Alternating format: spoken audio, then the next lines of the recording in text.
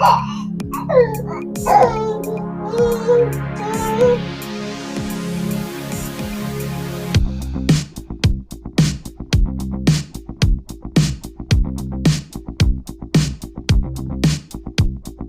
running now, or further away.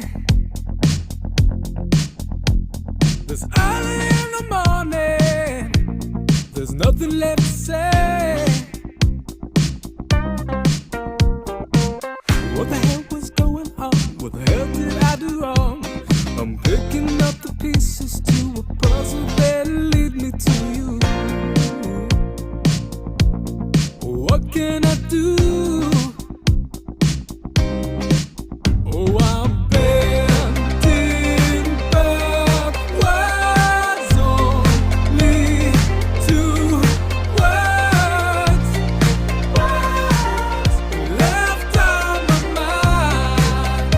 Well, I'm bending backwards, only two words left on my mind. So running, yeah, further away. And you know there's nothing in the world that could make me go back to you someday. Ooh. What the hell was going on? What the hell did I do wrong? I'm picking up the pieces to a puzzle that'll lead me to you, and then I want to go.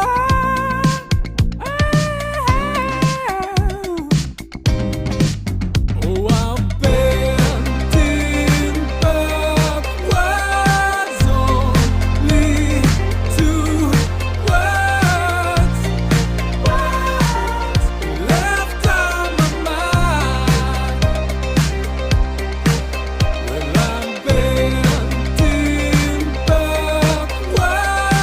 only two words left on my mind.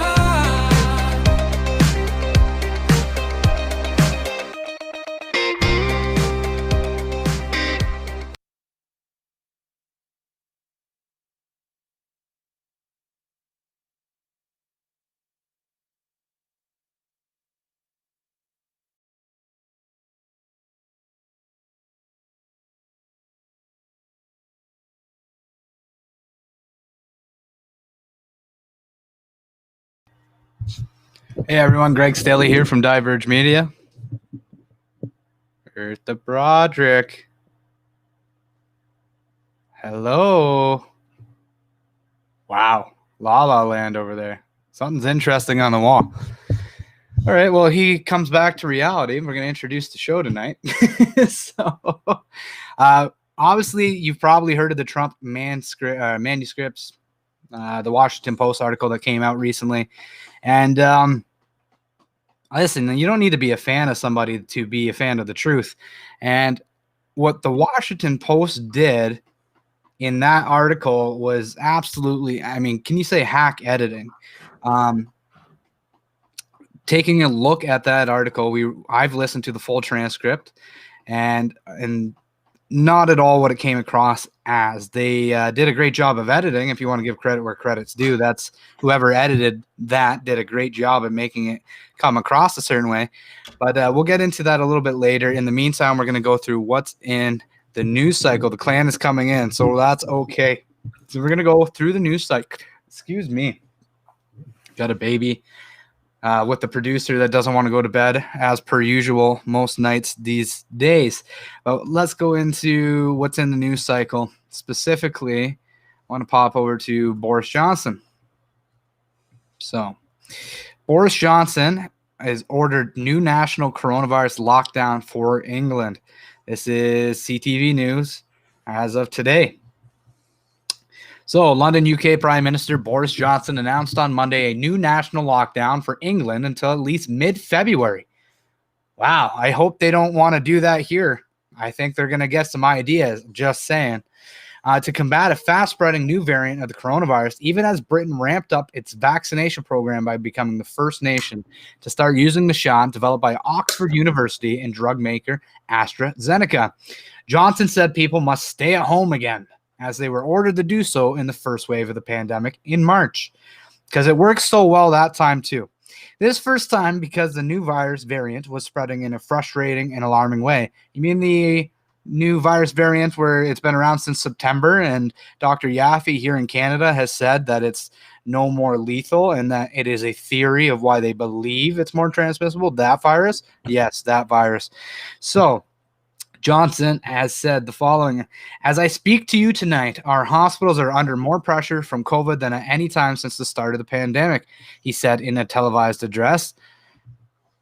From Tuesday, primary and secondary schools and colleges will be closed for face-to-face learning, except for the children of key workers and vulnerable pupils. University students will not be returning until at least mid-February. Now, let's stop on that thought there. University students, how much is it a semester these days? It's got to be at least 12 grand on a low end, probably per semester in a university. At least eight grand would be a super low end. So, hey, I know you didn't pay for online instruction, but that's okay. You should still give us your money anyways. Sorry. Yeah, you should be. People were told to work from home unless it's impossible to do so, and leave home for essential trips. And only leave home for essential trips. On all non-essential shops and personal care services like hairdressers will be closed, because you can look homeless, because you will be soon. So that is not essential. And restaurants can only operate takeout services. Now, if you read our article that came out today, you know that business owners, specifically restaurant owners, cannot afford another lockdown. They can't afford another lockdown, especially if their businesses were not designed around fast food or takeout. The business owner we did our article on today, Carlos Roman of Bread and Barley in Covina, California, he quite frankly dropped some shocking information on us that we'll go into in further depth later tonight. But one of those things is that the money that they make is really not from food. And this is kind of common knowledge to somebody who goes out, because you know where the main cost of your bill comes from. The most of their money, the profit, if you will, not just the ability to make ends meet, comes from alcohol sales. And those have been drastically reduced during all these ongoing COVID protocols. So we'll go into that in a little bit. But as of Monday, there are 26,626 COVID-19 patients in hospitals in England, an increase of more than 30% from a week ago. That is 40% above the highest level of the first wave in the spring. So I would ask, what is the normal increase and normal percentage of those in hospital during regular COVID, regular flu season, rather, during this time of year? Those are the numbers we need to know in order to compare, to know if we have a real problem on our hands. But judging based off of Canada, we've had a problem with overflowing hospitals every flu season, and almost some hospitals over 100% capacity during the entire year. So 26,626 COVID patients. The other thing that comes to mind is that, are they testing the same person multiple times as a COVID patient in hospital? If you had 3-4 positive tests in hospital, is that multiple admissions? These are things that need to be considered that will never be considered by the mainstream media, because just shut your mouth and follow along with the narrative already. Continue on.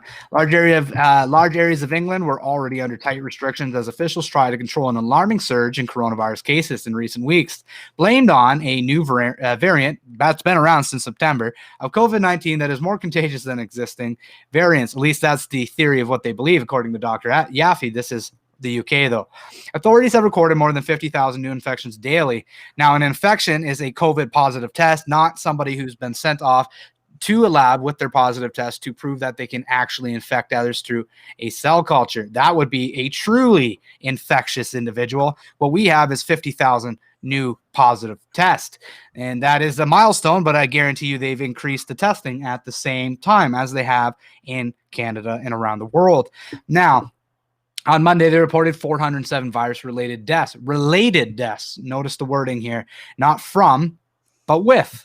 Related. Now, I recently actually, off the record, had a phone call with a funeral worker talking about what's going on here. And this is the thing. If you read our article from back when, we had a article that came out that a funeral worker had told us that people aren't dying from COVID, they're dying with COVID. So to read that again, they reported 407 virus-related deaths. Well, that is a fancy way of saying not from, but related to, meaning there could have been complications. Now, this has been so inundated and brainwashed into the general public that I don't know that you'll ever get it across, because they'll say, well, yeah, but if this is the thing that threw him over, then, we need to do everything to pull out all the stops. Now, if we look at all-cause mortality, we know that it's barely up, if any deaths are up in any country. And a lot of that can be attributed to the poor handling and sending sick people back into retirement homes and setting the conditions for people to have astronomically soaring cases of suicide and other things. So it's actually down compared to previous years. If you look at all-cause mortality, we have other articles that cover that. Now, it's easy to dismiss things like this if you've bought into the narrative hook, line, and sinker as conspiracy. But what I would say is come in with an open mind. Don't have your mind made up because you want to be correct, but come in with an open mind, ready to receive the information and to make an assessment based on the best available facts. So we'll continue here. I am more concerned about the situation we face now than I have been at any time since March last year. Because that's the normal thing for viruses to get more lethal. Oh, and they didn't say that. They just said more contagious. Okay. The weeks ahead will be the hardest yet, but I really do believe that we're entering the last phase of the struggle, Johnson said. Yeah, the last phase of your economy being able to endure this anymore, at the levee point, about to break. You're about to lose any jobs that you may have been able to hold on to. The businesses have been struggling to keep afloat. And you'll notice my tone has changed a little bit here in 2021. I'm not being as ginger around it. Now, I had that phone call, like I said, with Bread and Barley in Covina, California. And I'm going to go into the information there, but we need to seriously wake up. We can't handle 6 months more of this, can't handle 3 months more of this, can't handle 1 more year. No, it stops now. It needs to stop now. We need to consciously wake up because businesses can't handle this anymore. And we'll go into why that's a problem for everyone involved. So Britain has secured over 100 million doses of the Oxford AstraZeneca vaccine, which is cheaper and easier to use than some of its rivals, in particular because it doesn't require cold storage. Yeah, well, none of the vaccines are actually being developed to see if they reduce hospitalizations, ICU admissions, or even the transmission of the virus itself. That's not my opinion. Again, we've gone over this in the past, but for new viewers here, this is the opinion of the British Medical Associate Editor, Peter Doshi, who wrote about it, and we've covered extensively in many of our articles. Now, Brian Pinker, an 82-year-old dialysis patient, received the first Oxford AstraZeneca shot early Monday. Yep. So lots of good propaganda, I'm sure. And we'll just call that. Going else, what else do we have in the news today? So making its way around the world, Donald Trump Jr. has called the video of a man's arrest in Gatineau, Quebec, insanity. So everybody around the world is using Canada to say that is insane. So thank you, Gatineau police. Thank you, Gatineau, Quebec, for just absolutely making Canada the mocking, just making us a mockery around the world and having everybody around the world talk about it, and we're trending all over social media because of it. So thank you, Gatineau police, for following orders to for social gatherings and being like the Gestapo and just entering homes, pulling people out. There wasn't a warrant for the arrest like some people have said. There was no warrant. What happened was they told them to leave and they said no, and therefore they pulled them out of the house by force. And in that video, you can see, I don't know if it's the sister, I don't know who it is, but you see a woman standing out in the snowbank with no shoes on. So thank you, Gatineau, Quebec police, for showing the world some of your true colors. I hope your whole police force isn't like that, but please stop following draconian orders that make absolutely no sense. Stop power tripping. Canadians need you to serve and protect, and to be oath keepers, the oath that you took to serve and protect. Now, be surprised. I wouldn't say I'm surprised, though. I mean, we talked about it happening all over the UK for months and months and months, and that it was going to come here, and lo and behold. Well, let's talk about that a little bit. Yes, we've been talking about this for a long time that it was going to come here, and this is the thing: is we watched what happened in Australia. We watched the James Bartlow, I think I'm getting the name wrong. We're actually friends on Facebook. I've been in touch with him, but this was the gentleman in Australia, Victoria, that they came into his door, into his home, because I can't even remember the reason now, but it was COVID related. And I remember at the time we had the discussion, like, they're a Commonwealth nation. If you don't think it's coming here, then you're sadly mistaken. So where's Trudeau is trending on social media. Yeah, so on that topic, I know a bunch of people were out at the airport trying to catch him, allegedly coming back. I don't know if anything came of that. Can't really comment or say that there's something to that. But I mean, you would think if you're in the country and you see that where is Trudeau is trending on social media, you would definitely put out a message. So couples pics came out of Trudy in Barbados surfing and taken down immediately. So on that, if you're actually going to do a real check on that, Glenn, one of the things you have to do is there's editing software or websites you can go to that will show you if a picture has been doctored. It'll show you if it's edited in any way to make it not what it is, and it can actually highlight the certain areas. I can't comment on it. I haven't seen it, but with somebody with a little bit of history of editing, I can tell you can do some crazy stuff with editing. So the Commonwealth is under attack. You can see it. Yes, that's the way it feels. It's not even a feeling anymore. I mean, we're going to have a real conversation tonight. I'm not going to sugarcoat it anymore. The tone of Diverge Media is about to change. I'm still going to do my best and our best to remain neutral and just give the facts as we know them. But I'm also the opinion columnist at Diverge Media, and that's what I do. I give my opinion. So enough's enough. I got to start being a little more vocal on what's going on, including trying to educate people on the money system and really some of the dangers and concerns we have, and some of maybe the thought processes on what I think might be going on that maybe you haven't considered. I'm concerned the political resignations will only result in the public buying more into the propaganda than ever before. Ragnar. Yeah, so I want to get your opinion on that, Broderick, but I think all these resignations, listen, I don't care that you were out traveling. Now, I do care that you were out traveling because you told everyone else not to, and you again and again and again talked about how bad it was and how dangerous this is. And if it's so important, then you would have stayed home yourself. But what you said is it's one of two things. Either it's not the big scary thing you say it is, which that is what I believe, or two, you're just above everybody else, and the peasants, you shut up, you do what we tell you to do, and I'll do what I want to do, and don't you dare question it. And now I'm worried that all of this is what is known as political theater. Now, political theater in the sense that somebody needs to take the fall, so it's going to be these people, it's going to be these lower end people that we can get rid of, because I'm sure the premiers have wanted the vacation. I'm sure the prime ministers wanted the vacation. I mean, if I had the money to get the heck out of Dodge and not have to take a COVID test, I would be gone. Where's Doug for? Yeah, these are all good questions. Send them out to anybody you think, hey, send me a picture with today's newspaper. That's what you should be doing. But I mean, that's where I stand on it. I think it's political theater. They're looking for fall people. And I'm worried that they're going to use it to ramp up the public gaslighting that, look, it's this big scary thing, and look at how bad they are, and we care about this, and we're doing the right things, us government officials, and look at those government officials. I really believe that's where this is heading, and that's not the appropriate response. The appropriate response would be, let's protect the most vulnerable, and let's get on with getting on. All right, what's your thoughts? I think you summed it up pretty well, I guess. We've seen 3 cabinet ministers now.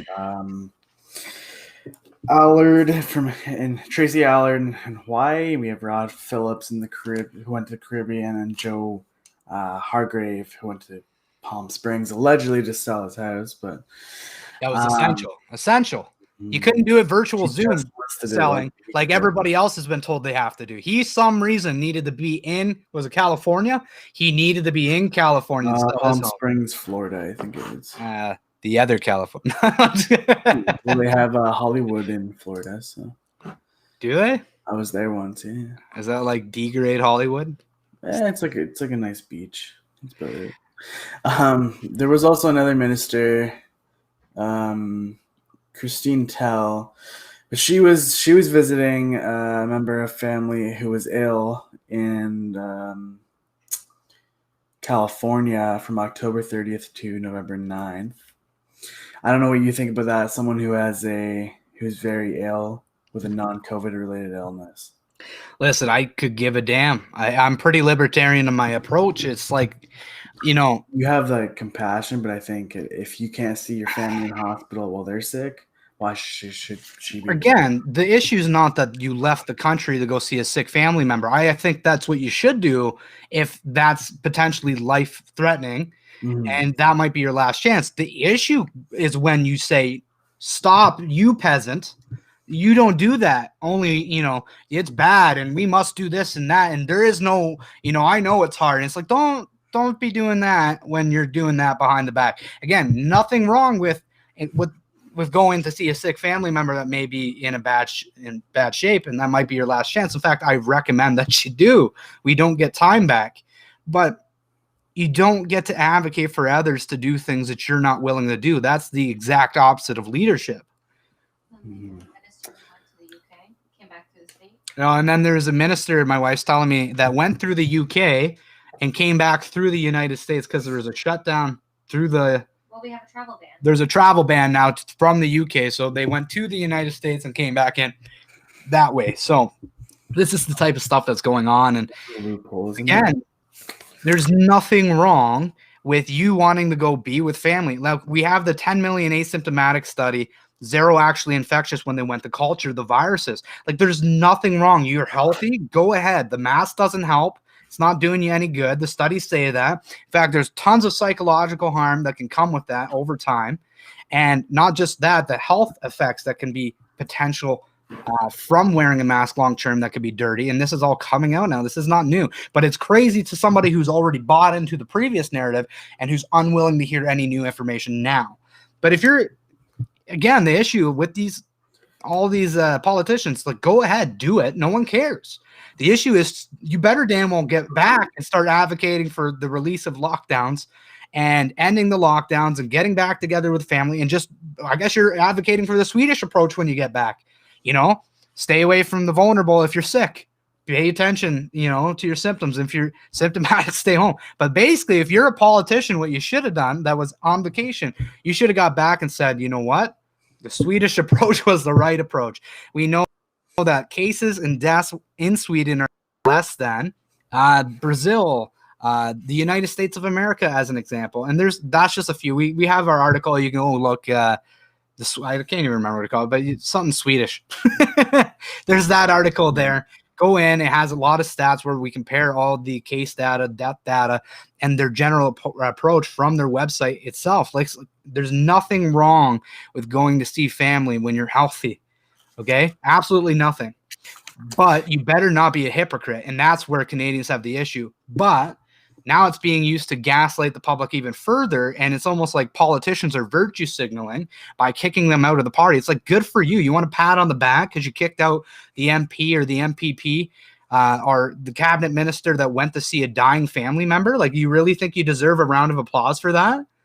That's where we're at in society. Like, people are applauding the absolute destruction of the family unit and applauding people like, good for you, so virtuous, you stayed away from that family member you'll never see again. Yo, patsies on the backsies. I'm done with it. Regner's got a point. He was saying, have any of these resignations been true firings, or are they just trading titles? They're not. Well, the resignations, they're not firings. So it's since they resigned, they still have their job in the government. It's that. That's all it is. He is right. Yeah, they're still sitting. They're still getting paid. They're still got their pension. You know what it is? It's like, okay, you really think Rod Phillips, like, you think he didn't know what was coming when he got home? Really? They stepped down from Doug, the minister position. They stepped down from the minister position. They stepped down from the cabinet position. They're not getting kicked out. You can't kick out a sitting MP or an MPP. There's a process for that.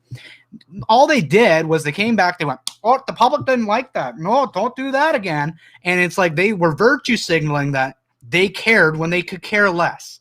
The reality is they didn't do anything. All they did, like when Rod Phillips came back, Doug Ford first off knew for 2 weeks. Okay.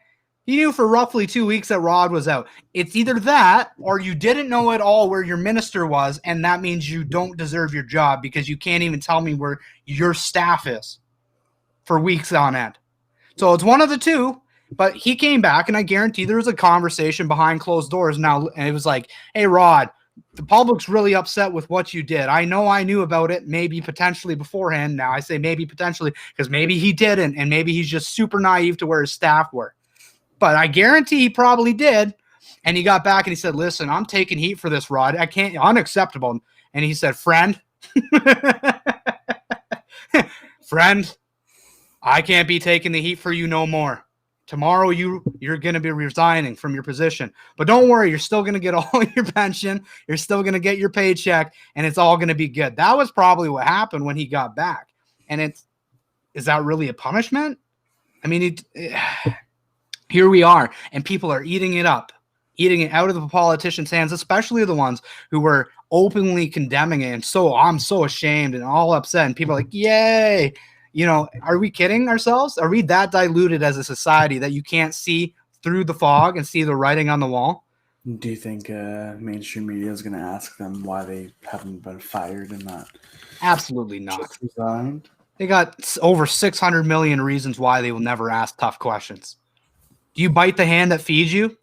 No. Will mainstream media ever do their job and ask tough questions? No. I'm sorry. You know what mainstream media seems to like to do? When something counteracts the narrative, they do just enough to say that they're approaching those things. But when something counteracts the narrative and gets a little bit of traction, they come out and hammer the crap out of it. And they come out with everything under the sun. Yeah, unless they're conservative. Yeah, then they seem to not care. That's because the conservatives, the boogeyman for everything. We're officially MGGA. I don't even know what that means. I don't know. Use your imagination on the first G. I don't have much imagination, apparently.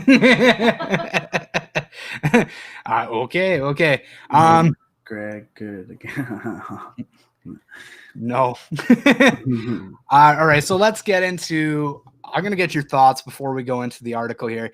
But give us your comments here in the comment section. What you think of the Trump tapes. Now, I'm going to bring up something here. Let's go into this first, and then I'll get your thoughts.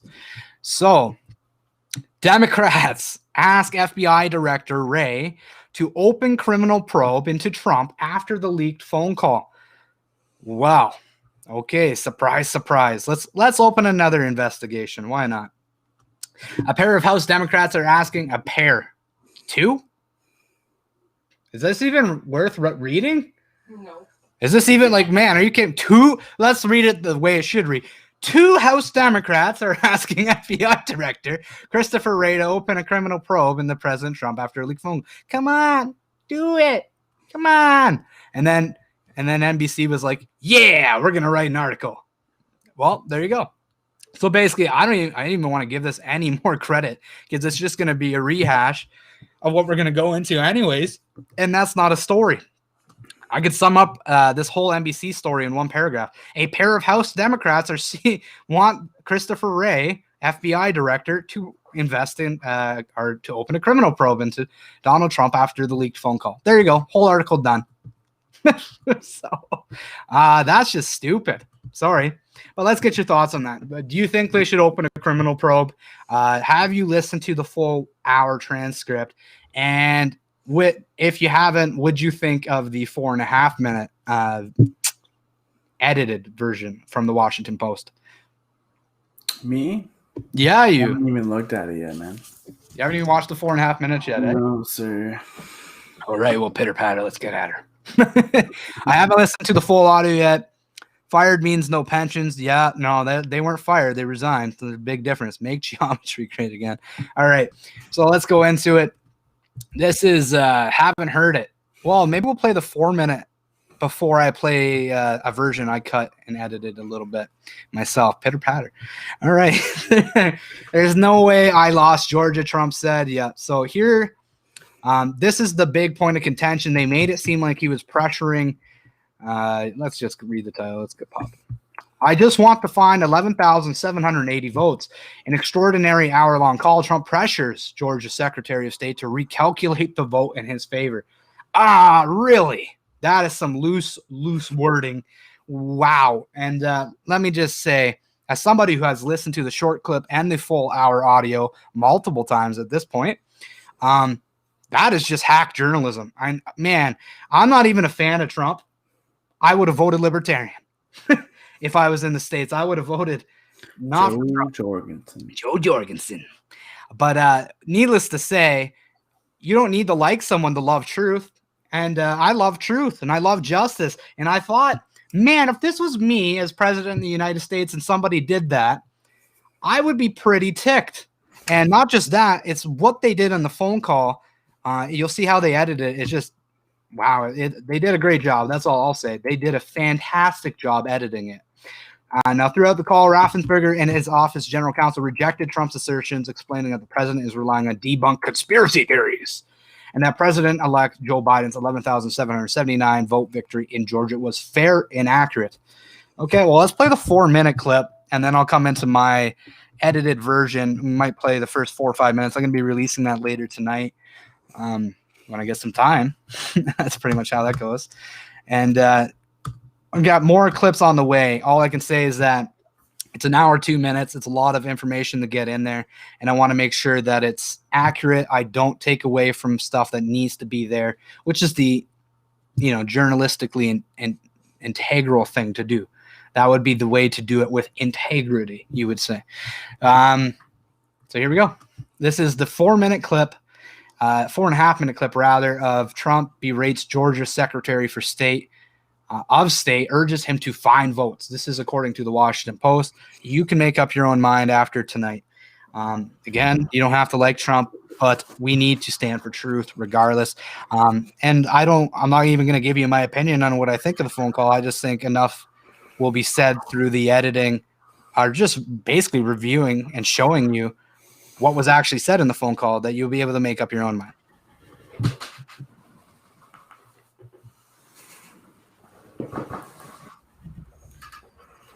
Oh, come on. Oh, ad. This ad will end in 8 seconds. We're sorry, everyone. I mean, can't get away from it. At least I don't have sound on. Boom. Yeah, come on. Yeah, man. We have won this election in Georgia based on all of this. And there's nothing wrong with saying that, Brad. Having a correct, the people of Georgia are angry, and these numbers are going to be repeated on Monday night, along with others that we're going to have by that time, which are much more substantial even. And the people of Georgia are angry. The people of the country are angry, and there's nothing wrong with saying that, that you've recalculated. Well, Mr. President, the challenge that you have is the data you have is wrong. Now, Edit. Do you can think see the it's flashes when possible they that cut something. Shredded ballots in Fulton County, because that's what the rumor is, and also that Dominion took out machines. That Dominion is really moving fast to get rid of their machinery. Do you know anything about that? Because that's illegal. This is Ryan, Germany. No, Dominion has not moved any machinery out of Fulton County. We're having. Well, but have they moved?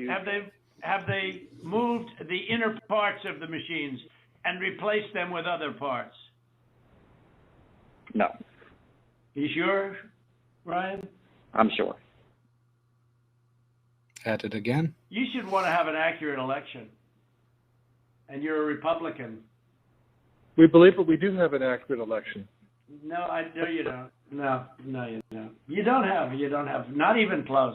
You're up by hundreds of thousands of votes. You know what they did, and you're not reporting it. That's a criminal offense, and you can't let that happen. That's a big risk to you and to Ryan. Just in case they want to, hit us with the algorithm here again and say the copyright. I just want to pause it there and just say this is worse the second time around, re-listening to this to see how poorly not poorly. It was really well edited, but what they did with the edit just infuriates me as somebody who likes truth and integrity and character. Your lawyer, that's a big risk. But they are shredding ballots, in my opinion, based on what I've heard, and they are removing machinery, and they're moving it as fast as they can, both of which are criminal fines, and you can't let it happen, and you are letting it happen. I'm notifying you that you're letting it happen. So, look, all I want to do is this. I just want to find 11,780 votes, which is one more than we have, because we won the state. So tell me, Brad, what are we going to do? We won the election, and it's not fair to take it away from us like this. And it's going to be very costly in many ways.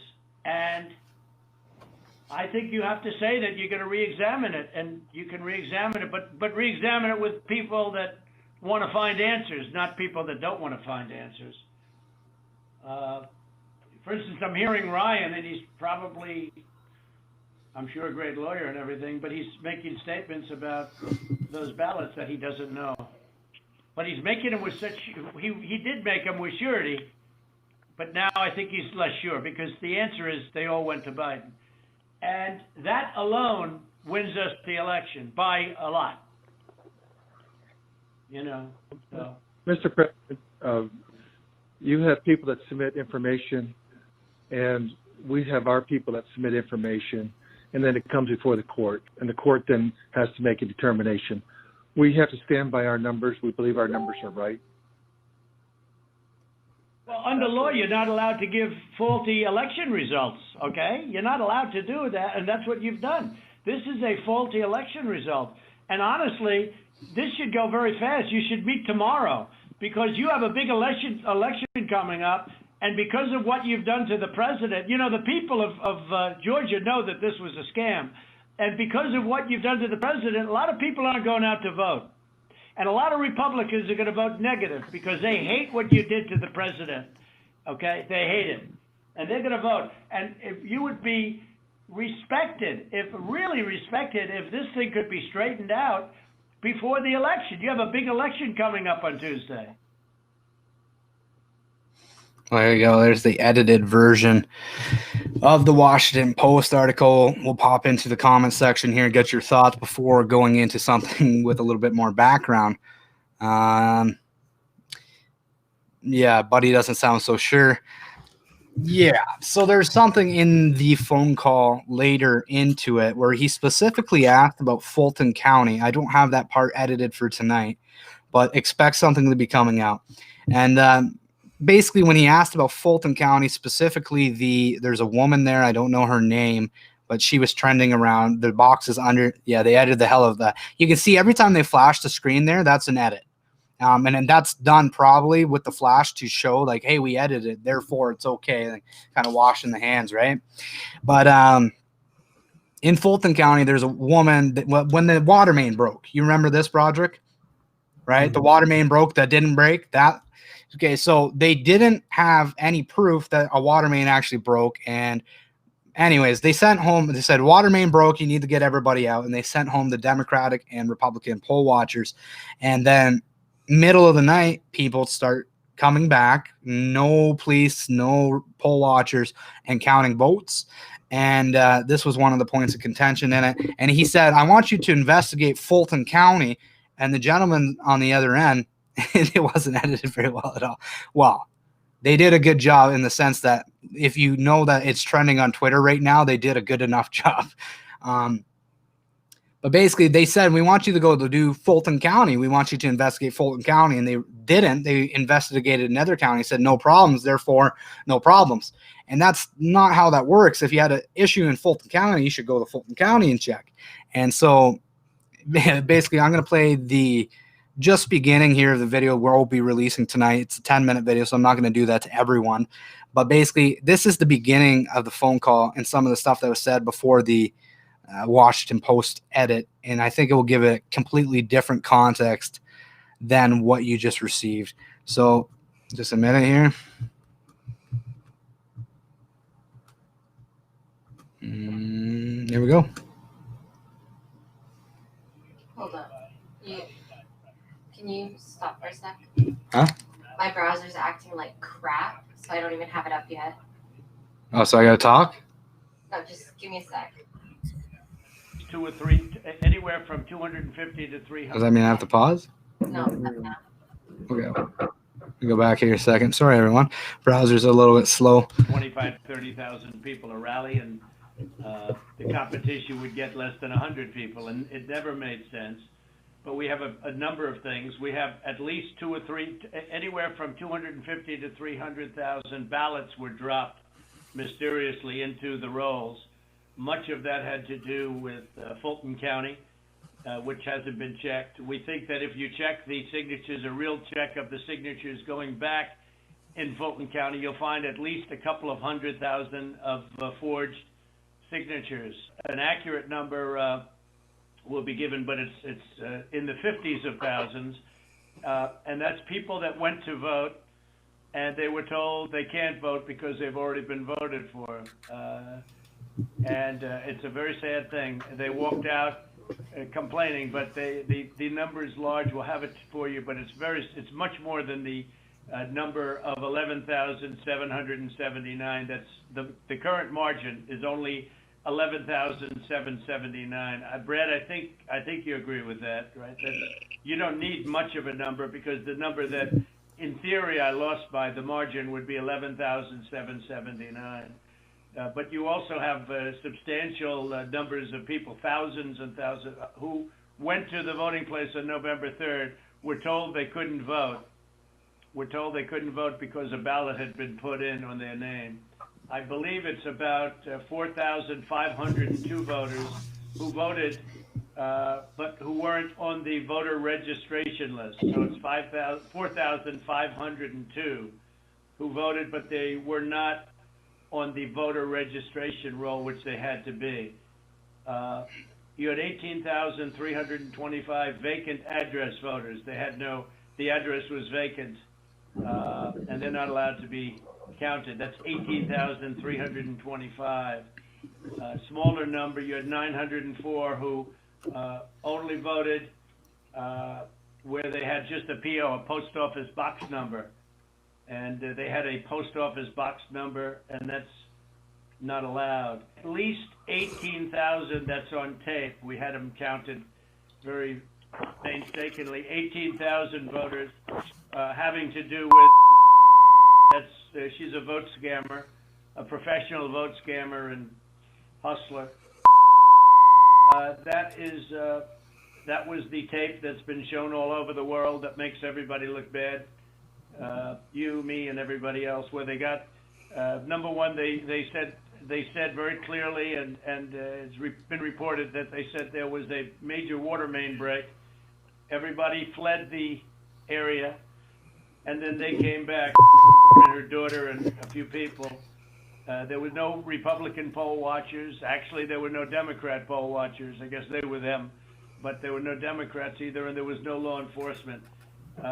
Early in the morning, they went to the table with the black robe, the black shield, and they pulled out the votes. Those votes were put there a number of hours before the table was put there. I think it was, Brad, you would know, it was probably 8 hours or 7 hours before, and then it was stuffed with votes. They weren't in an official voter box. The minimum number it could be, because we watched it, and they watched it certified, in slow motion, instant replay, if you can believe it, but had slow motion, and it was magnified many times over. And the minimum it was 18,000 ballots, all for Biden. You're talking about the State Farm video, and I think it's extremely unfortunate that Rudy Giuliani or his people, they sliced and diced that video and took it out of context. So the next day we brought in WSB TV and we let them see the full run of tape. And what you'll see, the events that transpired are nowhere near what was projected by, But where were the poll watchers, Brad? There were no poll watchers there. There were no Democrats or Republicans. There was no security there. It was late in the evening, early in the morning, and there was nobody else in the room. Where were the poll watchers? And why did they say a water main broke, which they did, and which is reported in the newspapers? They said they left, they ran out because of a water main break, and there was no water main. There was nothing. There was no break. There was no water main break. But So we'll pause it there. I'm going to be releasing the rest of that video later tonight after the live stream for everyone. There's that's Rich, the slice and edit. Yeah, slice and dice editing. Yeah, so this is the point on that. Now, that is all part of the phone call before you get to the part where they talk about the 11,700 votes. Now, basically, at the very end of that, this is my opinion, he's frustrated. And at the very end of that, after 10, 15, I think roughly 20 minutes of this back and forth, here's all the discrepancies I found, that my team's found, that we found, that we have issue with. Why aren't you looking into this? Why aren't you looking into that? And then he's like, I think I've won by hundreds of thousands of votes, but that doesn't really matter. I just need 11,779 votes. And Washington Post went, yeah, that's the one, baby. And they cut, edit, get that out. And now it's trending on Twitter. And that's basically what they did. You took them out of context more than a little bit. So the rest of that conversation, I'm working on editing. It's going to be a 2 or 3 part thing, and I'm going to release a bunch of short clips of the audio as well. But specifically, there's a book I just finished reading called Spy the Lie, written by former spies, actually, about how to spot deception. And one of the things that happened in that phone call, I went, oh man, that's right from the book. I went, that's right from the book. And what it was is that it was a deflection.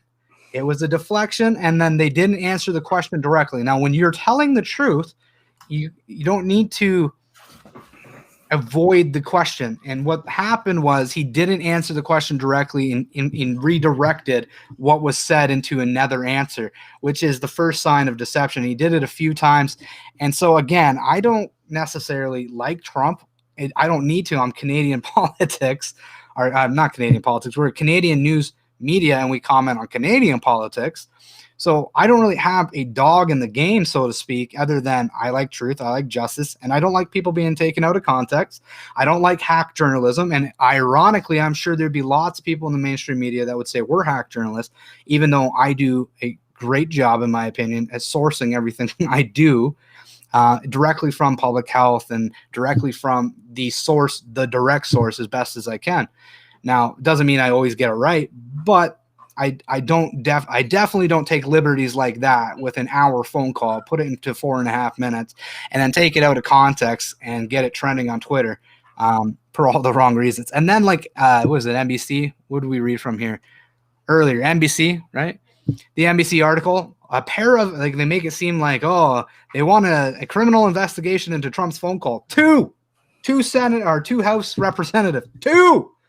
You know how big the House is? A lot bigger than 2. Okay, so they took 2 people and they made an article out of it. That's a perfect example of the mainstream narrative spin. So what do you think, Broderick? You listened to the 4-minute phone call. You listened to a little bit of the beginning there. What are your thoughts? Well, that's you've summed it up enough. I guess I'd have to listen to it more, but based, like, those cuts in between, like, are they long periods of clips that are just taken out? Yes. So you've listened to the whole thing, so I don't know. I kind of just given up on the whole election thing because I don't know what's gonna happen soon. It'll be interesting. There's been lots of talks of things going on, something big for the 6th. Would you send me something they're now theorizing that he's going to leave the country to avoid criminal investigation? It's like, shut up. Yeah, I'm sure that's what he's planning on doing. And I said to you, he'd declare martial law before he ever faced prison time. I think it says somewhere in here that his mom is from Scotland or something. My thoughts. Trump was magnificent as usual. I hear you, Joanne. I hope PPC won't be corrupted. What else we got in there? A few others. Get Poland. He owns some balls, I guess. But. I mean, the reality is, I've said this before. Listen, I don't care for Trump, but if I had to choose, I'm going to pick Trump any day over Biden. Why? It's pretty straightforward. One guy's kind of keeping the old, system in play, kind of fighting for the old guard to a certain extent. And then you have Biden coming in, we're going to change everything. We'll defund the police. We're going to do this green climate crap. And it's like on and on the list goes. And it's like, you won't have any sort of livelihood under Biden. But again, is anybody really going to have much of a livelihood if we keep doing the rolling lockdowns thing that we're doing? I don't know. And on this topic, I wanted to touch on this, like fiat currency. What is our currency actually based on?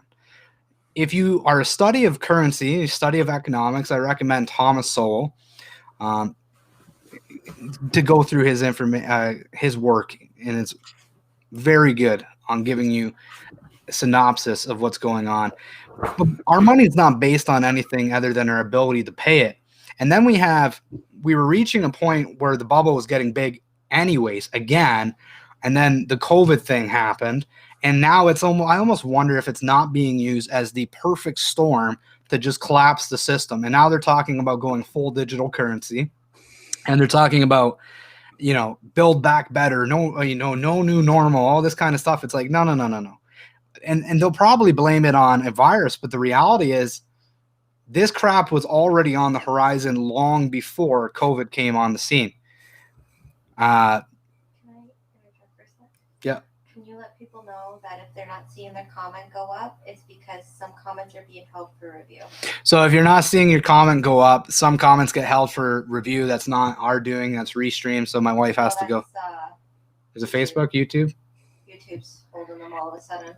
Yeah, so they have to go through a clearance process, so it might be a little bit slower getting the comments up. If they're a little edgy. If they're edgy, okay. But on the fiat currency thing, like our money's not based on anything. Gold, silver reserves have been long gone. The dollar is on its way out. If unless there's something drastic that changes, they're ushering in a new financial system. Buckle in. They're already talking about it. They're already talking about getting rid of cash. They're already talking about moving on to the next thing, and it's not going to benefit you. So, yeah, I curb my body. Tim's comments too. apparently they get Tim on the comments too. On edge. Everybody's like, well, I'm offended now. I'm not going to flag. All his comments. Yeah, apparently all of Tim's comments are flagged. I curb my body, man. All right. We'll get your thoughts on what's going on here. I mean, on the currency thing, like the currency has been inflating for a long time. It's been on the rise to a break point for a long time. And then all of a sudden all this happens. And then you really think it's coincidental that, hey, let's talk about, going full digital currency and getting rid of cash. It's like, that's convenient. And it's benefiting somebody, but it ain't going to benefit you. And that's kind of the issue here. I would say for I don't know if you call it the poorest, but for the poor, maybe I say the poorest of the poorest who would be working. It's not even the poorest of the poorest, but Canadian wise, people who work, say a couple works minimum wage, paying for the bills, and still having money to make up. I don't think there's much room when it comes to having extra money if you have a couple working both minimum wage, and if prices keep going up. Well, it's not if they keep going up. They will keep going up. If you could stop them, but you won't. But if they're going to just keep going up, because I've seen it over the years, eggs going up and cheese, everything. But I can remember when eggs were $1.98 or something like that, and that's not even that many years ago. And a few years ago, 3 years ago. I mean, basically, in order to believe in the current financial system, you need to believe in magic. Look, I have nothing. Poof, it's something. That's what they do with fiat currency. They go, enter money in the system. And people think you're crazy because they have no concept of money, but that is literally what they do. They used to have to at least go through a printing press. They don't even have to do that anymore. Government says, I want money. They go to the Federal Reserve. The Federal Reserve says, hey, I got money. Not really. They'd go, enter, you got money. And now you can pay me interest, which is real assets from your populace who will have to pay that back. They actually suffer from it, higher food costs, all sorts of things that come with that. And they have to pay the taxes on it for the interest. And it's great for them, but that's literally what's happening. Just click, there you go, fiat money, your way. So, and I guess that's what kind of what I'm getting at is just that people who are barely making ends meet now are just going to, it's just going to be harder, I think, for people. If I put on my conspiracy hat for a little bit, we're heading to a point where dependency on government has never been higher and will never be higher. And when you're dependent on something, you're much more willing to take the beating that comes with it. And the issue is they're at a point where you're putting so many businesses out of work. Like, they're not going to come back from these lockdowns. That means the people that relied on those jobs are not going to have a job to come back from those lockdowns. And then they're going to roll out something like universal basic income and say, but there's a big but in there. You need to do X, Y, and Z. And if you don't be a good little citizen like we tell you to, we're not helping you. And when you're starving and your family's starving, you might look at that and say, hey, I think I need to do that because you don't see any other way. But what you don't realize is by consenting to that, it will only get worse than it currently is. And what needs to happen is people need to say, no, I will not be a part of your system unanimously on consent. And the reality is, shouldn't be paying taxes to a government that can't be trusted to spend them on its people. Like, we don't pay taxes so politicians can take and run with it and go spend it all around the world on everything under the sun except for Canadians. We never consented to that. We never consented to ongoing lockdowns. We never voted for any of this. They're not even having debate in the House of Commons, and people want to applaud somebody. It's gotten to the point where you'll applaud a politician, conservative, liberal, Democrat, New Democrat, it doesn't matter, so long as they say something semi-contrarian to the lockdowns. Like, oh, I don't believe in full lockdowns. I think we should do like maybe, targeted lockdowns. And people are like, yay. And it's like, no. That doesn't work either. Like, can we stop with the absolute nonsense? There's the recovery process that needs to happen now. And there could be a way to save the currency system. You want to know how you do it? You go, hey, starting today, we're not paying back any dollars from the Federal Reserve because that's a criminal cartel, in my opinion. They basically create something out of nothing and then say you should pay interest on the something out of nothing. And we consented to it by getting rid of our own bank that used to do the printing for us. And on top of that, politicians went off and sold all the gold and silver and real assets that used to back things like the gold standard for your currency. Used to have X amount of dollars, and that's the way it was supposed to work. You had X amount of dollars, therefore you had X amount of gold. That's how you could base your currency. And now it's just a global fiat free-for-all. Federal Reserve, we need X amount of money printed off. And I literally think the only reason the dollar and currency around the world hasn't completely fallen off a cliff is because they're all doing it at the exact same time. They're all just spending like gangbusters at the exact same time. And that's what keeps it afloat, in my opinion. We'll get at it. Sorry. All right. On that topic, or leaving that topic, go into our article from Covina, California.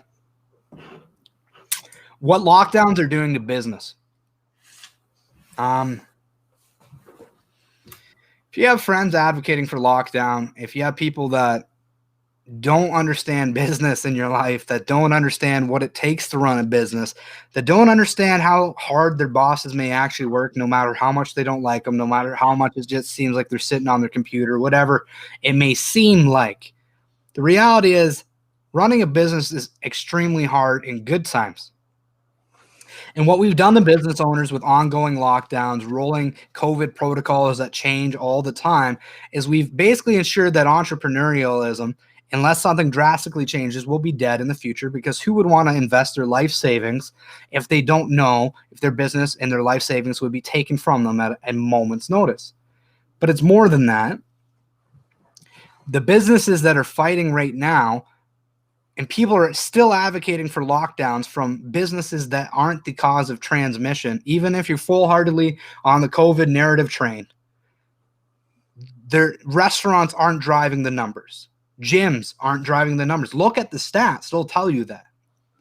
And to say we need to shut down restaurants and gyms and all this, the things that keep people healthy, keep people sane, those social interactions that going out to a restaurant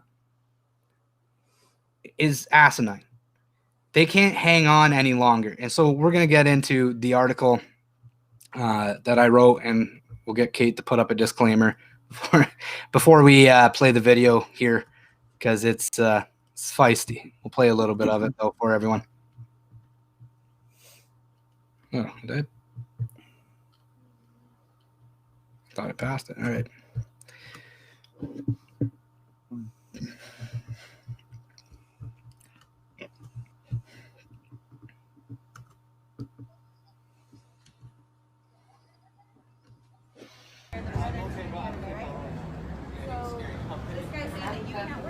Yes. Health department. Yeah, he decided to come today and take pictures of people outside and say that you gotta fine us and we can't work out here. So if we can't work, he can't work. I'm not moving my truck. You better get your supervisor out. Get John fucking Curley out, because I ain't moving my truck. Someone's coming. I'm not moving. But so the traffic can get through, can we move it forward? This is what happens He's not when gonna go people anywhere. get desperate. He's not going to go I'm desperate. He's not Who's gonna go pay her car payment? Who's gonna pay my cook's rent? Listen, I will get a supervisor out here for you, but just so it's not hard on us, so traffic can go through. I Can want you it move to your be hard truck on forward? everyone. I want everyone to see how hard this shit is. Everyone that wants to come out here and eat, they can't. Everyone that wants to drive down Citrus and visit one of the restaurants, but they can't. This guy needs to know how hard it is. That's what he needs to know. You're out here enforcing, doing your job. Did you get a paycheck on Friday? Did you get a paycheck? My people don't. I bet you got a paycheck, didn't you? You're just doing your job, right? We're all in this together. When I go to the bank, do I tell the bank the health department said it's okay? The health department said I don't have to pay you? The health department said I can't make a living? Hey, sir. I can't make Sir. any money? Sir. Is that what I tell the bank? Sir. Can you step over here for me, please? What do I tell my employees? What do I tell my employees? He's out here enforcing it. You don't enforce a fucking rule without any consequences. Sir. There's consequences to everything in this world. Can you come out over here, please? There's consequences. Sir. Do you know the consequences? They can't pay their bills. Fuck me. This isn't about me. They can't pay their bills. The cook just had a baby. He's with his family right now. He just had a Hey, baby. sir, I'm going to need you to step over here, okay? Like I said, I don't want to make it a bigger issue than it is, but I'm asking nicely, okay? We already have a tow on the way to tow your truck because you're not cooperating. You're talking Okay. to a desperate You're man. talking to somebody who's getting orders from his supervisor. I understand you're the owner for a business, but this is not the way to settle things. What is? You can talk to a What is? supervisor. What talk is? to John Curley. You can talk I've to been the talking to city. supervisors It's for not how his long fault. now? It's not his fault. How long have I been talking to supervisors? Okay. I talked to his supervisor. Fine, let's go step over here so it's not a big deal. Like I said, I don't want to put my God hands on you. damn. Let's go over here so we can talk real quick. My supervisor's already coming and you can talk to him, okay? But I need you to not make a big scene. I understand you're upset. A lot of people are upset. But it's unnecessary that you're doing all of this. I'm asking you to move your truck so you don't get it towed. Okay? Just move it to the side. We can figure something out. You can talk to my supervisor and he can see what he can do for you. This But guy. what is it worth you getting your car towed for somebody who This has a guy job? doesn't get to go do his job all day. He has a job. Do you have a job? We all have jobs. that She we can't have do to hers. We all have jobs. Are you able to do yours? I have a job. Did the health department come and say, sorry, you I can't do your I job? don't agree with the things that my job does, but I have to do them, okay? Because I have to provide for my family. We don't even have a job to provide I for our understand, but families. this is not the way to go about it. What okay? is? You gotta Give move me a your better car. way. Give me So a better way. number one, we can have people from Covina driving by, okay? Give So me a there's no better way. traffic. What do I do?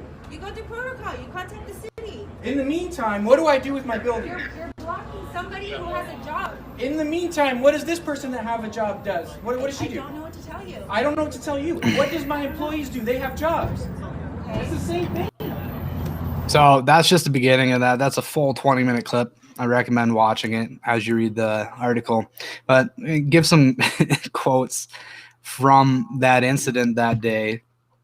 And I definitely understand his frustration. So I said, how did that go? Like, how did that that day happen. And so this is the beginning of him telling Carlos Roman, owner of the Bread and Barley in Covina, California. We had called and we had a conversation about what transpired that day, and this is what he had to say.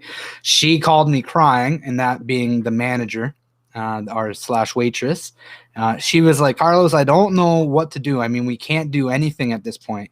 And just for context, what had happened is he said no one can sit on the public bench in front of the restaurant, even if they're waiting for their food, and I lost it. So somebody had stopped after getting takeout and sat and started eating some of the food on the porch, and that's a no-no because there's no outdoor dining in California at this moment.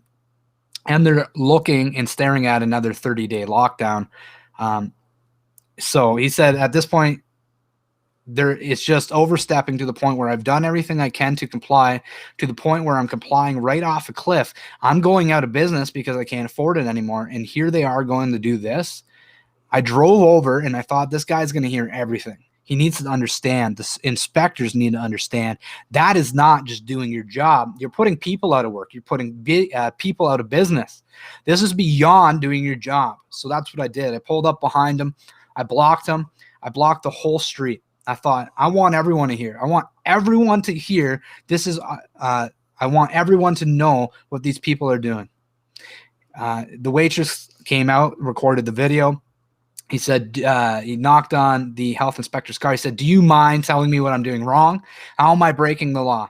How is feeding people illegal? I don't understand what's going on here. If he told the officer, we went into that. So, but some of the other parts I just want to include. The officer talking about basically, I understand you're upset. A lot of people are upset. I don't like everything about my job, but I got a family to provide for, and I do it basically. Well, it's like, what about my job? So that point there, she doesn't agree with the orders, but there you are putting a man out of business, helping the health inspector on something the owner has no control of. He's being expected to police the patio. He goes, he literally said that in our phone call. He goes, that's not my job.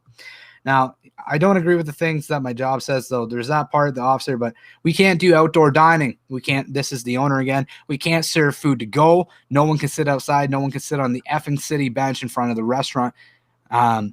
What the F do they want us to do? We can't survive anymore, man. I can't pay the effing bills. I'm behind on everything. I can't pay the bills. What do I tell them? The health department told me they have a job to do. Should I tell the bank that? Should I tell my employees their wages will come from? We're all in this together. The health department said so. It's effing bullshit, and I'm sick of it.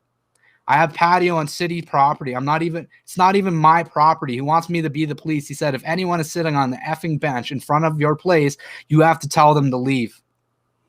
I'm not, he's talking to the police. I'm not you. That ain't my effing job. The owner continued to ask the officers, he asked the officers what the law was. They said it was a health department issue. He said, it's a health issue and I can't operate anymore, man. Desperate. I can't pay my bills. He continued to voice his frustration. I'm just going to go home, sit in my effing room, look at my kids and say, it's just a matter of time before we starve to death, right? Nothing we can do. We're all in this together. We'll all just starve to death and die. You guys all got a paycheck, right? City budget passed. Everyone's got their paycheck. She doesn't. The cook doesn't. The head chef just had a baby. He doesn't know if he has a job. The mortgage, I don't know how to pay it. The gas company, water company, no one has told me we'll let you slide. What do I got to do? Desperate. Effing desperate. A bunch of idiots burn down LA and everyone responds. Let's respond to that. Is that what we got to do? We all got to go march and burn the effing city down for anyone to listen? Someone that follows the law and everything the way it's supposed to be, I have to get this effing desperate? Every effing permit paid. Health permit paid. ABC license paid. City permit paid. All my permits to build the building paid. Everything effing paid. Everything taken care of. I go by the book for every effing thing. He was a little upset, a little passionate. So he talked more with us. That's just from the video, but his alcohol sales are just 10% of what they used to be, which is where he makes all of his money. The food has almost been provided as a service in the past. This is a direct quote. just to keep people happy. And we do our best to have like the greatest food we can in order to have food as an attraction. And alcohol is where people stay and actually spend their money. Yeah, people like, oh, we did alcohol, you can order it now. Yeah, people don't want to pay for overpriced beer and liquor when they're not staying in the environment, by the way. But anyone who goes out knows that. You might have a meal where your plate costs what was $15, but you drank 3 alcoholic beverages at $8 to $10 each, so you far exceeded the plate cost with the alcohol. He told us that is the only place where he makes any money. There's been no help for struggling businesses in California. And he said and told us this. No, a matter of fact, I'll tell you, I asked the health department supervisor, I said, hey, every year I have to pay for the health permit, and it's right around $1,000, sometimes a little more. I said, are you guys giving any breaks on the health permit this year, being that we have to operate at such a limited capacity? What's the discount on the health permit? She said, well, you still have a health permit, and you're able to do dine out or carry out, so there is no break. You have to pay the same amount. So they don't care. They really don't care. There is no help here. You're on your own as a small business person. We're on our own. Now, he started a GoFundMe. If you can help him, I'm sure it would be greatly appreciated. And I think once you understand how hard it's been, I'll read the next part here. I said, I always try to ask one kind of tough question. I said, how are you feeling about the future going forward? What's your outlook and what are your hopes? His response should be a wake-up call for anybody advocating for lockdowns. I'm scared. I'm scared. I'm scared. I don't know if I can continue in California at all. I'm so behind on bills. $50,000 pretty much catches me up to current. So they've roughly raised $50,000, and he's telling us, told Diverge Media that just helps him catch up from the debt he's already incurred just trying to stay afloat. He had 14 staff, and now he's down to 6. And they just passed a resolution back to the quote, that there's going to be another 30 days of shutdown, which is going to put me into another $50,000 debt very easily. So I have to be very careful of how I save and take care of this money, because what I want to do is stay alive. I don't know that any amount of money is enough to do that. So that's Carlos Roman of Bread and Barley in Covina, California. Please share that article out. Carlos has agreed to come on the live stream, believe it or not, on the 18th of January. We're excited to have him to talk about the effects of ongoing COVID protocols and lockdowns on small business. $50,000 seems like a lot of money to most people. That's just enough to help him pay up his credit cards and all the debt he's incurred during these ongoing lockdowns. He said if he has to go into another 30-day shutdown, that I will easily plunge him into another $50,000 worth of debt. And if you close your business as a restaurant for more than 30 days, as he was explaining to me on the phone, it could mean renewing your health permit, and he doesn't know that he would even be able to reopen with the new COVID protocols. So I just want to get your reaction, because that's the first I think, seen that video, Broderick? I've seen it 2 or 3 times now. I wanted to watch the whole thing there when he had it playing, because it's... we can go back and watch a little bit more. We don't have to, but I've seen it a few times. Save it for the audience, right? Yeah, it's I think what everyone's been thinking. Everyone's been, like, every business owner has been thinking and wanting to say. Maybe not everyone has had the guts to say. Maybe not everybody's in as bad as a place, but I'm for sure. And I think in a Democrat state in the U.S., it's worse for sure with all the lockdowns. California would probably be some of the worst, if not the worst in the country, I would imagine, just based on the politics in the region. I'm sure restaurants here are doing slightly better, because I wouldn't say they're doing that great here, but I'm saying they have, the skip the dishes and Uber Eats alcohol orders allowed. Well, I think he has that there. That's not the point. So you kind of missed it, and that's why I want to bring him on. There's a massive gap in understanding for the average business owner, right? So $50,000 worth of debt he incurred because of the ongoing lockdowns and protocols that were put in place, and like even the outdoor patio, he had to spend a bunch of money making it nice. He goes like, listen, I can't just put up chairs and tables outside and say, well, go eat. It's on hot pavement. You have to do these things. It's hot. It's California. It's hot. You had to do a bunch of stuff to make it, so you could actually sit down and eat a meal. So they had to spend the money to be able to do that. And then they do that, and then they changed it and said, no, you can only do takeout again. And then as he's doing that, the health inspector comes out and somebody stops to eat a few fries or something on his patio. That's city property that they converted into patios for the restaurants to help. And the health inspector cites them and says I believe they said he was going to shut them down. And so he goes, well, if I'm not allowed to work, you can't work. And that's when he blocked him in. Like, his waitress calls him crying. And I don't know what I'm going to do, Carlos. That's kind of what he's saying to me on the phone. Like, they're saying we can't do this. I don't even know what to do. They want us to police the patio. And so, you know, his alcohol sales, where he makes all of his money, basically his food costs and stuff that you pay at a restaurant, it's to bring you in. The food's supposed to be great to bring you in so you'll buy other stuff. It's like going into a gas station. The gas is the food in the equivalent, but the stuff where they make their money is inside, and it's all the other things you get while you're in the store. Well, it's in the case of a restaurant, the food is to bring you in, and the money's made from alcohol. Well, his alcohol sales are just 10% of what they were before all this happened. So how are you going to make, any money, and catch up if that's what's going on? 10% of what your actual profit margin, and you can't have any outdoor dining. It's like, there's a pub in our area that they're nice people. I'm sure it would have been nice to go there during regular times, but I don't particularly want to pay $60, $70 for food that is not that great when you get a takeout container, because it's not hot, fresh the way it's supposed to be. It comes in like foam containers, and you're paying for the environment and atmosphere and service of being in a restaurant when you go out. And that's, generally speaking, if you get great service, you'll spend more money on alcohol and desserts and other things where they can make more of a margin. Well, that's not happening if you're just doing takeout. But politicians here want to pat themselves on the back because, oh, look, we offered them the ability to be able to do alcohol sales. You either have no concept of how that business works or you don't care. It's one of the two. Trump just landed at the Georgia rally. Helicopter taxis right up to the podium. Man, I'm going to have to check that out after I get off. See what's going on down in America. Did everybody see the U.S. officials tells British MPs China's leaders admit previous claims coronavirus originated in Wuhan market are false? Oops, wrong one.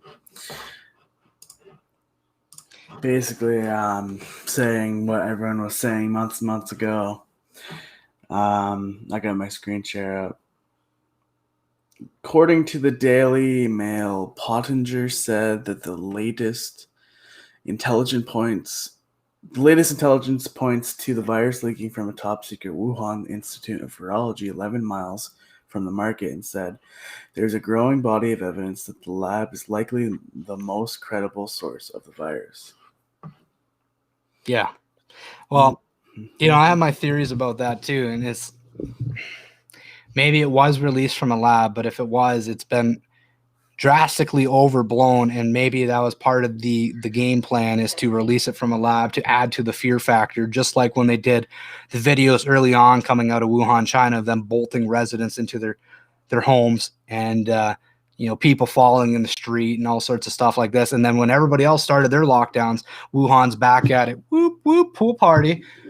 So, this is the crap that's been going on, and it makes you wonder, I don't think we'll ever know the truth of the matter. That's the reality. This news comes as the World Health Organization experts are expected to meet in China in January to investigate how the virus originated after the country lied about the origin of the virus and subsequent mishandling of the outbreak. Critics of China fear that the WHO will attempt to cover for China's alleged culpability of the outbreak. It was recently revealed that the WHO team recently will not investigate the Wuhan Institute of Virology, the only laboratory in China with the highest international biosecurity rating, as a possible source for the coronavirus. Yeah, at this point, it's almost stale news. It's almost like past the point where it doesn't even matter. They got what they wanted out of it. It's not gonna change. It's not going to change anything that they're doing or what's happened. It's just, I mean, unless they're going to go ahead with tribunals, it doesn't matter. And even then, I don't believe this is what it's been. It's been blown out of proportion. Like, we look at all cause mortality and all that other stats and evidence we have on COVID.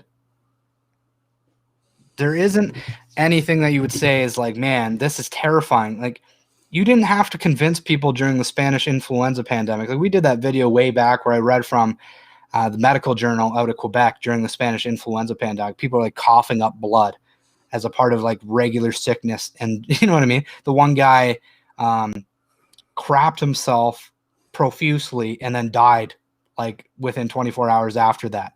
Just stuff like that. It's like, yeah, I'm pretty sure like a lot of the testing that's going on is people that, oh, you had a close contact, therefore you have to get testing to be able to participate in society again, go to work, and not be treated like a leper.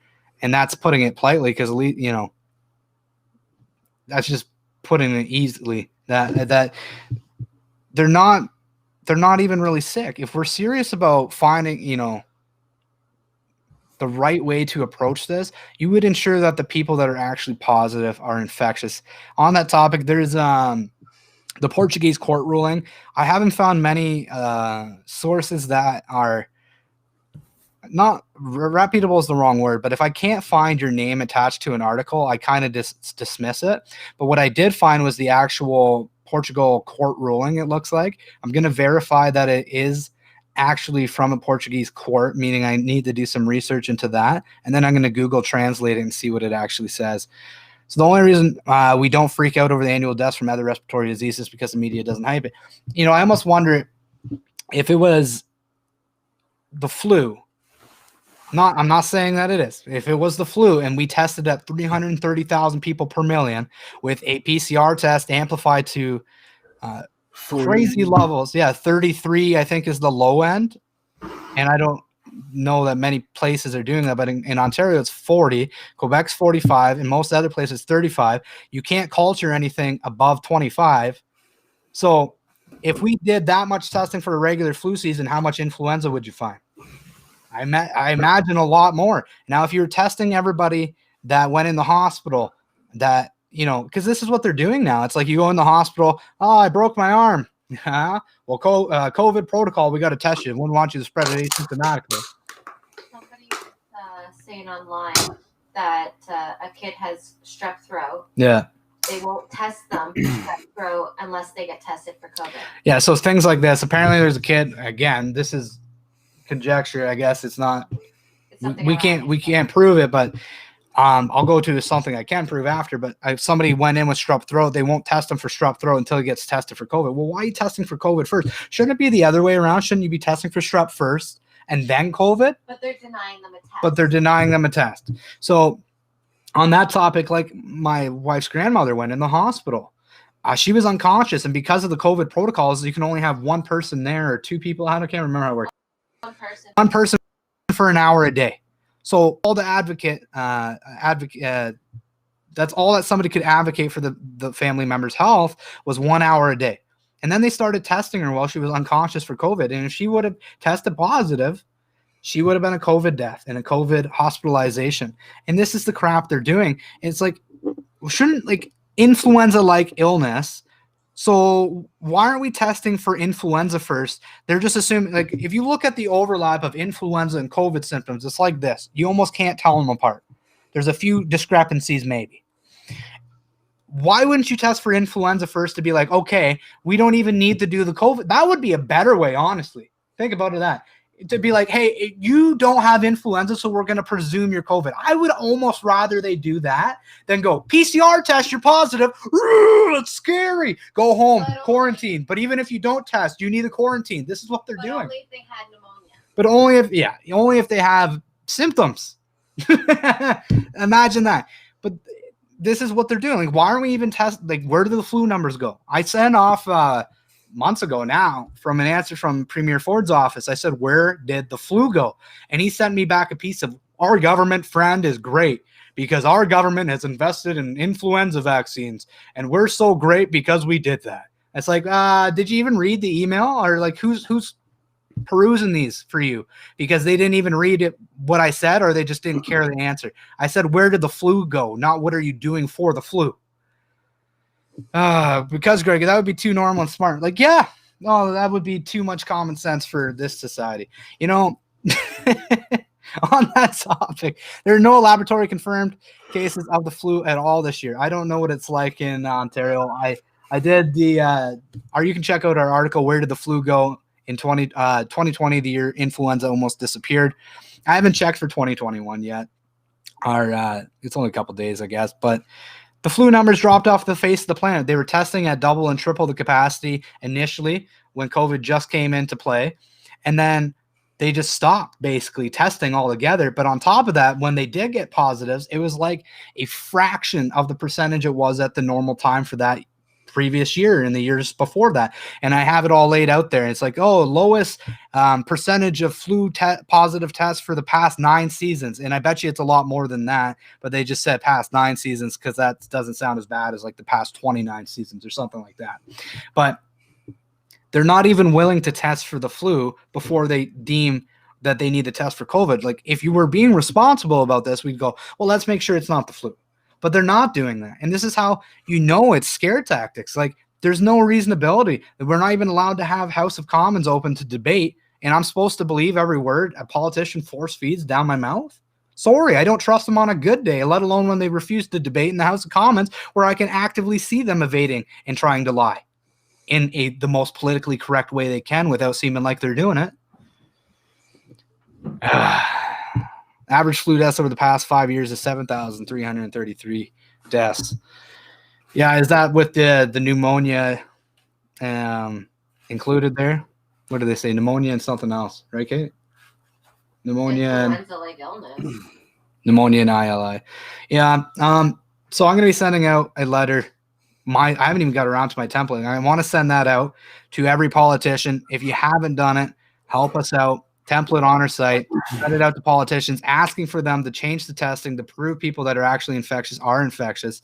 And I think I will do a little pop video on exactly that and say, why aren't we testing for influenza anymore? Why aren't we testing for that first? Why is our all-cause mortality rate basically on par with other years? Now, there's so much. 2021 is going to be if you thought 2020's misinformation was bad and the narrative play was bad, just wait for 2021. The crap they did in 2020, they got you in their palms. And there's so many people that have refused to wake up. I mean, I have family. We have family that won't even talk to me. I sent my brother, I love you, hope all's well. And I got ghosted. Like, doesn't even want to open the conversation because in his mind, I'm probably like Satan, like at this point. The big bad Greg, they're talking about not what the CBC and CTV tell me. 45,000 smoking deaths per year, according to Canadian government. If government orders a solution to hospital capacity and saving lives, they could just ban about everything. It's amazing how efficient COVID has been at eliminating other ailments. Yeah, and I love the fact that now if you talk about this, you're a conspiracy theorist. Like, let's get you. What's your thoughts on that project? You graduate journalism school at the most opportune time for misinformation, but just it seems like the truth doesn't even matter anymore in society. It's like people are more willing to palate a lie than they are to examine the truth. Well, it's basically whatever Snopes says goes, and if not Snopes, then it's not accurate, My personal favorite Snopes things that they do is the partly false, and then you read it and it's like 98% true. We didn't agree with the technicality in there, and it doesn't matter because you want to know. Okay, here's how you know. Okay, we talked about Trump tonight. Do you want to know how you know people don't read or listen to anything? Trump, what is it? Trump begged like a dog is trending on Twitter. How many people? And I looked through the comments. I found one that was like, "Did you listen to the full audio?" One comment out of thousands, and I'm like, man, That's how you know nobody pays attention beyond a headline usually. And I know, and we know from our personal stats, you can see what links were clicked on, how many times it's been viewed. Like, and sometimes you'll get like 40, 50, 60, 70 likes or something, or shares on something.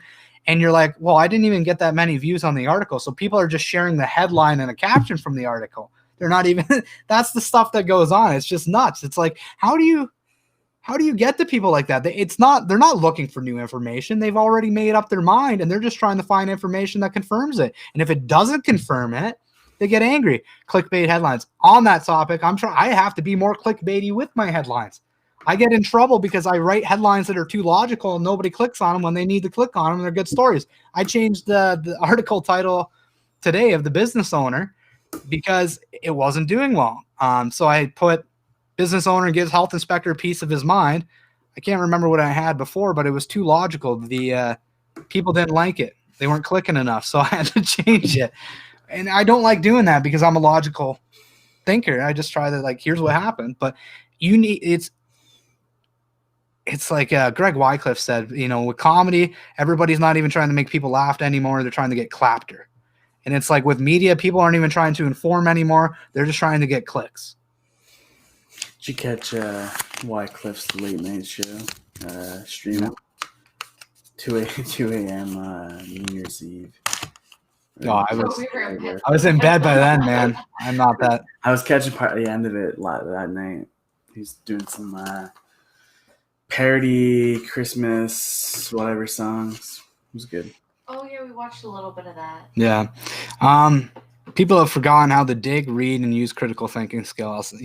Oliver DeMille in his book 1913 wrote, freedom dies because people, I'm paraphrasing, but freedom dies because people refuse to look at the documents, basically. They refuse to look at the evidence and dig through the fine print.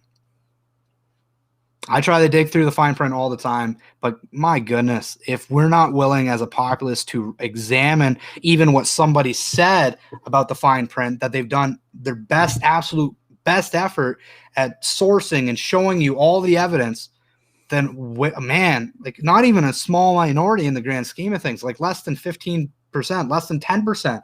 It's like maybe 1 out of 10 clicks where somebody might actually examine things, maybe on a good day. And I don't know how to get above that. And that's why I honestly think you don't have any effort from mainstream media to even make an effort to try to inform anymore. Because quite frankly, I'm going to say something here, it might offend a bunch of people. We live in like the dumbest generation, and it has everything to do with social media, Vines and TikTok. And it's like, you can't grab somebody's attention for more than 30 seconds before they're tuning out and turning on to the next thing. How in the hell are you ever going to be informed if you can't even pay attention for 20 seconds? The attention span of a goldfish. 9 seconds, I think it is. Is it really? Yeah. That's basically Vines, isn't it? Yeah, a little bit more than a Vine, but the Vine doesn't exist anymore, so our attention spans have gone up a little bit with TikTok, but they should just if you really wanted the better society, they should what? I had to Google how to use Instagram. Yeah, my wife had to Google how to use Instagram today. If we wanted to actually improve society, you would incentivize things like critical thinking, and they don't do that in the school either. By the way, like when I got demonized because my answer, even though well sourced and thought out in English class, wasn't the teacher's answer. So I got punished for that. That's what they're doing to kids. No, I don't want your thinking on this. I want you to give me the answer that I want you to give.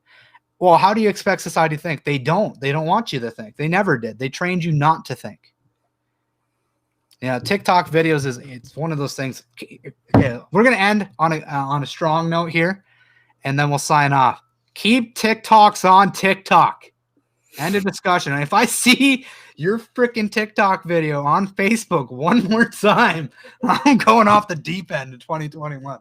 Man, I am so sick of seeing TikToks on Twitter. Then I seen an advertisement the other day. Done.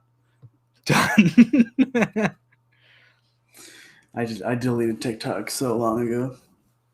I wouldn't even know how to use it. I don't know how to use it. I assume it's like Facebook filters for short videos. I think it's like Snapchat. Like Snapchat with like short videos? Am I kind of holding on it? It's essentially if Kate looks at the Instagram Reels or whatever they put out after TikTok, it's basically that. But TikTok, You know, TikTok just screams, "I'm desperate. Give me attention, please." yeah. Please like me. Oh, please, please, please like me. But honestly, besides the China and the very probable risks of Chinese stealing your data or whatever, infiltration, I would say it's probably like a millennial's last hope of even having a career. If you want to get famous on TikTok, you can get that creator fund and make some money. And I think it can be a good option for some millennials and some younger people. And I think if we're going the way we're going, that might be a last resort. I feel like if we're gonna really change society, maybe we need to get TikTok. Maybe Diverge Media needs to be on TikTok. We'll get a burner phone because I ain't putting that malware on my phone. Get a burner phone, and then Diverge Media. What's the time limit? Like 30 seconds, a minute? I don't know. Some of that. So we have to do news reports in under a minute. Hey, idiot, pay attention. I don't got a long time. And then go into it. You got 45 seconds to make a point. Did I entertain you? Are you not entertained? That's the only chance we'll ever reach the younger generation. So that and gaming. Maybe, Diverge Media becomes Call of Duty gamers. And in between, we do news reports. So anyway, the change. We got to reach that younger generation somehow. Unbelievable people are complying with Mo's absurd orders with numbers that low. What do we miss? Where's Tim? Tim's 145 for all of Saskatchewan, 145 inpatients. You guys need to put on scrubs and masks and gloves and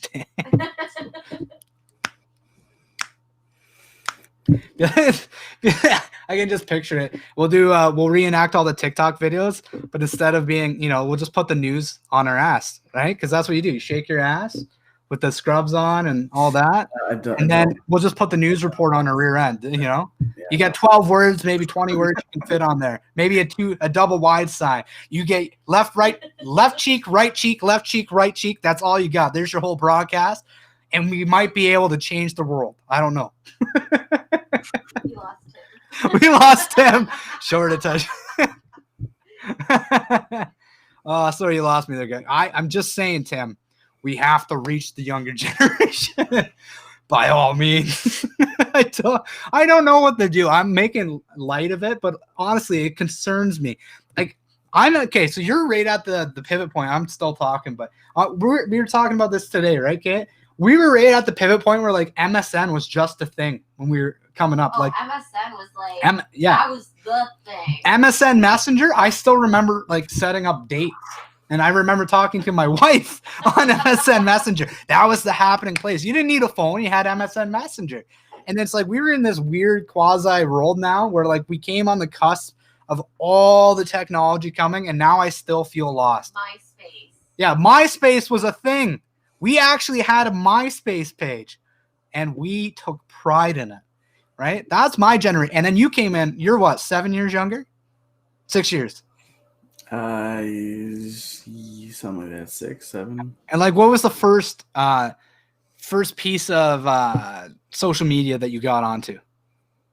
Facebook, but I think I did use MSN to talk to you because you had introduced me to it. Yeah, I was a really young kid then, just so I could talk with you when you were gone at your dad's. So I'm just laughing at my first computer was an 8088. I'm going to find that because I know the computer you're talking about because I did coding. Tim, I'm sorry. I didn't mean, it's just like, oh, what's a computer for the audience at home? I don't like this censorship comment section. This was Tim Cooligan's first computer. That might be an upgraded version too. Hold on, I can't get Sweet 8088. Look at that, baby. You remember your dad every year used to bring home the library would sell off all their crappy computers and he would go buy them. And then we get computers that were like so slow you could almost do nothing on them. Good times. Printer with dot matrix. Woo! I remember when we had to turn on the internet to get notifications. Yeah, for people at home that don't know, we had dial-up internet because we lived in the country. So you could never call. This was like back in the day when you had to, Get off the internet. I'm expecting a call. hey, is Greg home? Because I can't call the internet. You're on the internet. And so that's basically how it worked. People would show up at your house. That's crazy, right? And see what you're up to. And I had to laugh. My dad was principal of the school. We got the old computers to use. Speaking of which, back to let's go Tim's printer now. Dot matrix. Have you pull that up? That sweet printer. I don't know if it's gonna come up. No, it is. Believe. Can you see it? Is it up? Is that Braille? No. I don't know. They only just quit using that type of paper at my work here just several years ago. Yeah. Yeah.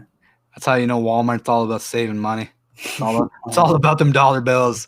Apple II Plus. Okay, I'm just having fun with this. Apple II Plus in 1980-ish. All right, let's do this one. Apple II Plus. All right, let's see what we got. Survey says, oh, that's a sweet piece of machinery. Let's pull that one up. This is just enlightening Broderick on what he didn't have to do. It could be two possible models here. It looks like there's different setups. I like the other one. Yeah, look at this. Look at that bad boy. Wow. Just what could you do on there? Word documents? Pong? Was Pong a thing yet? I think they were just like fancy What's electronics. like you realize your kid's tablet you buy for $20 now are like $40. Like the lowest end would have more computing power than that thing did. $80. Yeah, you can find $50 on sale, maybe. maybe on. I bet those are up in value. Yeah, fancy schmancy was my dad's. No, that's the thing is like these kids today. I sound old. These kids today, they didn't know the video game called Meteor. Who here had a Sega or had N64 was like the one I had basically grown up, but I had Sega before it came in. N64 came out. What else we have? There was like Atari. We had an Atari way back when. When your eyes would get like painfully strained from like looking at the pixelated screen, and you'd have to do the hard blink for like 5 seconds to just be able to like not have a seizure. Yeah. I had an Atari with Pong. I had one of those too, Tim. Except I feel like mine was like a novelty version. Like it was meant to be cool and like retro. Like it'd been out for a while. So they're like, hey, look at this cool retro thing. And it was oh man, it's crazy. Technology is from those type of computers to what we have today. I mean, I have an old industrial laptop at this point that's probably 5-6 years old that still runs like a top, and I have no issues with it, and I do the live streams on it. I dropped it off the fridge. It has a crack right across the back of the casing, and it still runs like a top. I've always hated computers, but my dad loved them. Atari was a console with 2 knobs. We had Atari, and my parents were comp engineers. Oh, man. Good times. Oh, okay, so we'll end it with, I guess, favorite game growing up, and then we'll end because I feel like this has gone off the rails at this point. All right, favorite game I guess your first like system would have been like real system where you had some games was like GameCube, no? Yeah, GameCube. Oh, I got it here. Wait 1 second. Oh, bookshelf. I think for me, the favorite game I had growing up, N64 was my system most of the time I was a kid. Conker's Bad Fur Day. I don't know if anybody knows that one, but that game was way too cool for a young kid who wasn't supposed to be playing like R-rated games. Had like cartoon violence, which was like WWF No Mercy. Oh, I had that too. Star Fox. No, Atari with the joysticks, the next generation. Star Fox, next generation, 007 with the graphics so bad that when somebody was in the dark area of the map, you'd have to be sitting like 3 inches off the screen just to tell they were in the room. Yeah. My dad built his first computer, put the chipboard screen and keyboard together himself. Super nerdy. Wow. Yeah, Simpsons Hit and Run, GameCube. There you go. So he doesn't even know. That was his starting point. And like, look, we had Pong as a starting point. That was like 1979. I remember you got me one of these before. Tony Hawk Pro Skater. That was like the biggest game of our generation. Oh yeah. That was I think they had that for N64 and then PlayStation and then GameCube, pretty much every system.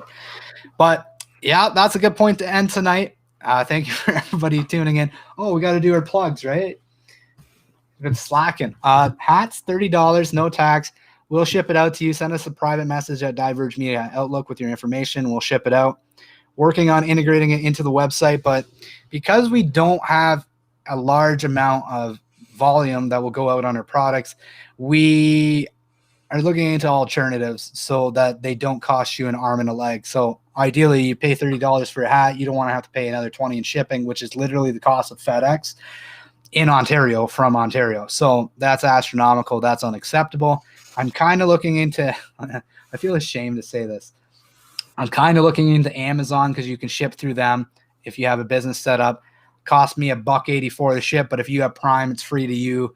I don't want to do that, but basically the plan is if we can do that, get our volume up, then I'll switch to something that doesn't feel like I'm selling my soul, and then go from there. So hats, $30, will ship to you. If you're in the Greater Toronto area within an hour and a half of Kitchener, I'll drive it out to you. We can meet up, do that if you'd like, or I can ship it. If you don't want to see this face, I would understand. And you can visit divergemedia.ca. Check out our latest articles. Share out the article on Bread and Barley, the owner there who gave the health inspector a piece of his mind. It would be greatly appreciated. He'll be on the show January 18th of this month. That is a Monday at 8:30 p.m. Eastern. And if you can spare a few dollars to help keep the lights on, this is now my full-time gig. Brock just still working on it with a full-time job. And so go to divergemedia.ca, donate-to-diverge. Memorized it. What? It's in the description there. See, I don't know. No, you still butchered that, but okay. Oh, I butchered it hard. Mario Kart 64 was fun too. Yep. Rainbow Road. That's all I need to say. Rainbow Road, everyone. I'm on disability. I have no extra income to offer. I won't. No, don't do that, Tim. I appreciate you coming on and being a part of the community, giving comments. I would never want somebody to stretch themselves thin to try to help support us. You know, if you're sharing our stuff, that's already a way of supporting us. And I'm really thankful for the audience that's been around for a long time. I see new names in here. I want to point some of them out. We have Helen. She's not new, but she's been back a few times here. I can look through the comments. I'm just going to give a couple quick shout outs to some people that have been coming in because it's hard. I only see so many comments when I'm live here. So I'm going to pull up the phone so I can look back. Amanda, thank you for coming in. I've seen you a few times. I really appreciate it. But you're on my news and entertainment too. Same. I appreciate it. I really do. Sorry, what? Ragnar. Helen Ragnar. I've seen you a few times. Appreciate you coming in. Who else we got? Glenn, as always. Tam, as always. Linda, as always. AB Free. Been seeing you come back quite a bit. Thank you. Jaswa is in here. Ooh, I can only go back so far. Faye, of course, Faye. Man, I'm going to forget names. I'm going to stop now while I'm ahead. Maybe. So everybody. Sorry? AB Free, Glenn. You got, I think I got them. Good Cool. show. Good show. All right. That's good. Call it quits while you're ahead. Diverge Media, Greg Staley signing off. Look for some articles. This week, I'm going to be sending out the template to politicians, be emailing them off and looking for responses. So as those come out, if I get any responses, I will post those to our Facebook page. And eventually there will be an article written about it. If you're not on Facebook, we're also on MeWe. Check us out on DLive at Diverge Media. And we thank you. I hope this was enjoyable. I want to be able to inform people without depressing you all the time. So hopefully this was a little bit lighter tonight and didn't make you feel all bummed out about 2021.